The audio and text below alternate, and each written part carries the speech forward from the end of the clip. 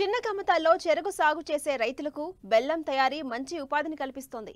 చెరుకును ఫ్యాక్టరీలకు తోలిన దానికంటే బెల్లం తయారీ వల్ల రైతులు అదనపు రాబడి పొందగలుగుతున్నారు. అయితే తయారీలో చేసే చిన్న చిన్న పొరపాట్ల వల్ల నాణ్యమైన ఉత్పత్తి సాధించలేకపోతున్నారు. ఒకసారి మార్కెట్ రేట్ల హెచ్చుతగ్గులు లాభాలను మింగేస్తున్నాయి.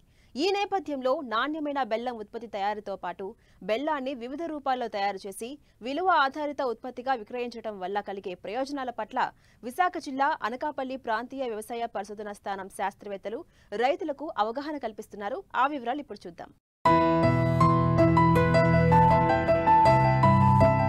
చెరకు పంట కాలం 12 నెలలు. ఏడాది పొడవునా ఈ ఒక్క పంటే రైతుకు ఆధారం.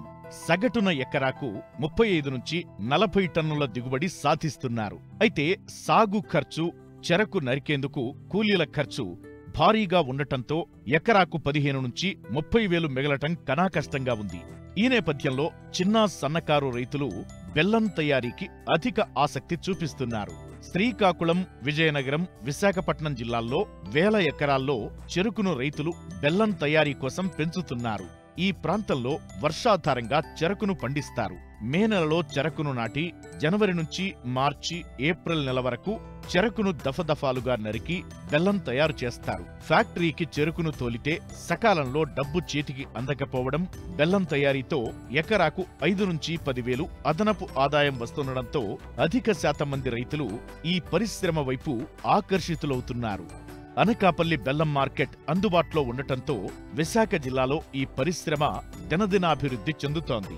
సాధారణంగా శీతాకాలంలో చెరకు నుంచి బెల్లం రికవరీ ఎక్కువ ఉంటుంది. టన్ను చెరకు నుంచి రైతులు 100 నుంచి 120 కిలోల బెల్లం దిగుబడి తీస్తున్నారు. టన్ను చెరకుకు ఫ్యాక్టరీలు చెల్లించే ధర సుమారు 3,000 రూపాయలు. అదే బెల్లం ఆడితే 3,300 నుంచి 3,500 వరకు ధర లభిస్తోంది. ఖర్చులు పోను టన్నుకు 100 నుంచి 200 రూపాయల ధర అదనంగా లభిస్తోంది. ప్రస్తుతం చాలా ప్రాంతాల్లో చెరకు పక్వదశకు చేరుకోవడంతో రైతులు బెల్లం తయారీ పనుల్లో నిమగ్నమయ్యారు.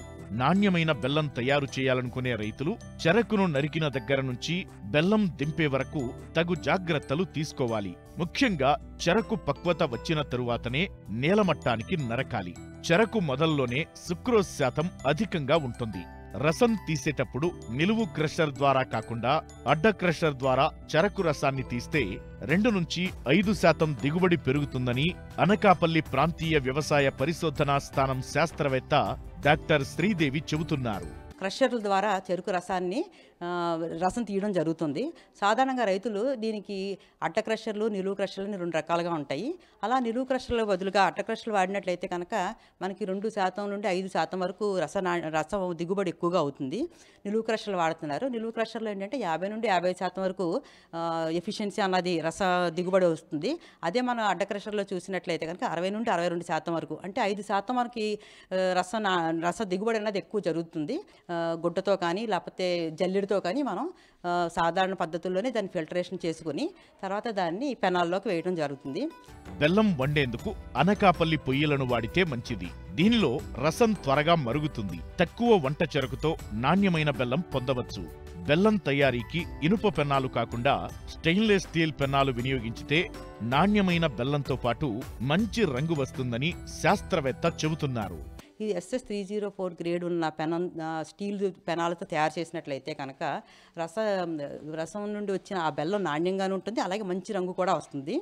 ఈ పెనాలు కూడా ఏంటంటే సాధారణంగా వెడల్పు కానీ తక్కువ లోతుగా ఉండేటట్లుగా పెనాల్లోని మనం బెల్లం తయారు చేయడం మంచిది. ఇలాగా చేసిన తర్వాత మనం సాధారణంగా ఏంటంటే రైతులు పొయ్యిలు పెట్టుకుంటూ ఉంటారు. అలా కాకుండా అనకాపల్లి వారితో రూపొందించిన అనకాపల్లి పొయ్యి అని ఉంటుందండి. అది ఏంటంటే డబుల్ గ్రేడెడ్, అంటే ఒక 2 కిటికీలా ఉంటాయి. దాంట్లో పొయ్యి మంట పెట్టడం వల్ల ఏంటంటే అందులో వచ్చిన ఆ బూడిదంతా కూడా కిందకి రాలిపోయి దాన్ని మనం ఎప్పటికప్పుడు తీసేసుకోవడం అనేది జరుగుతుంది. ఇలా మంట పెట్టిన తర్వాత మనం ఏంటంటే సాధారణంగా రైతులు రంగు రావడం కోసం హైడ్రోస్ అని, అలాగే కొన్ని కెమికల్స్ ఉంటాయండి, సోడియం హైడ్రోజన్ సల్ఫైట్ అంటాము. ఇలాంటి కెమికల్స్ వేయటం జరుగుతుంది. దీనికి బదులుగా మనం రైతులకి ఏంటంటే సున్నాన్ని మనం ఉపయోగించినట్లయితే కనుక నాణ్యమైన బెల్లం తయారు చేసుకోవచ్చు. అలాగే రంగు కూడా బాగానే వస్తుంది.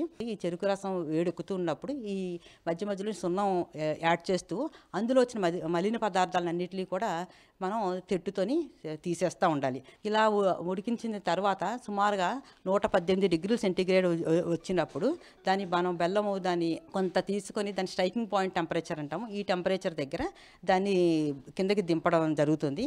దాన్ని 1 కేజీ ముక్కలు కానీ, ½ కేజీ ముక్కలు కానీ, అలాగే ½ కేజీ, 25 గ్రాములు అలాగా వినియోగదారునికి ఉపయోగపడేలాగా వివిధ రకమైన సైజుల్లోని షేపుల్లోని మనం వేసుకున్నట్లయితే కనుక శుభ్రంగానే ఉంటుంది. అలాగే వేస్టేజ్ అన్నది కూడా తగ్గుతుంది.